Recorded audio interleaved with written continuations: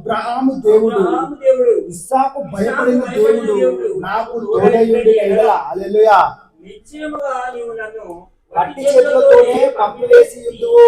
హల్లెలూయా.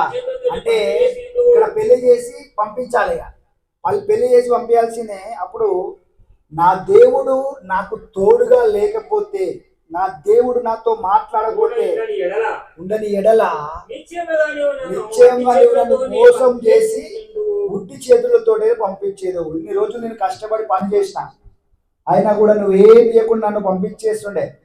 కానీ నా దేవుడు నాకు తోడై ఉన్నాడు.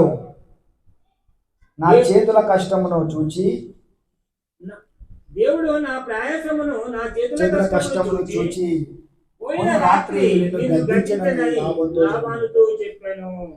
హల్లెలూయా.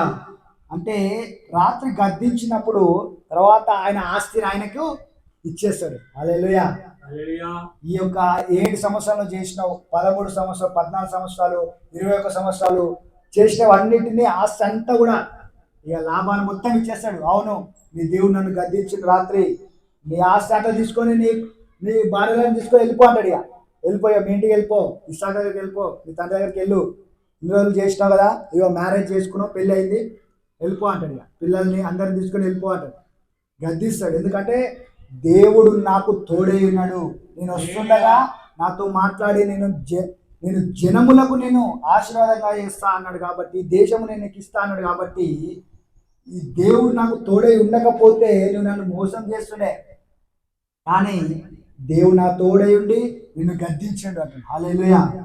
అంటే దేవుడు అట్లాంటి కార్యాలు చేస్తాడు మన మధ్యలో. ఆయన ఇతరులను గద్దించడము, ఇతరులను మనకు భయపడే విధంగా, మన ఆశీర్వాదం చూసి, ఇస్సాకు ఆశీర్వాదం చూసి వారు ఏమయ్యారు?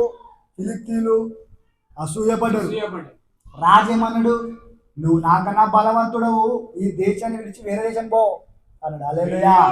అంటే అంత గొప్పగా దేవుడు వారిని ఆశీర్వదించాడు.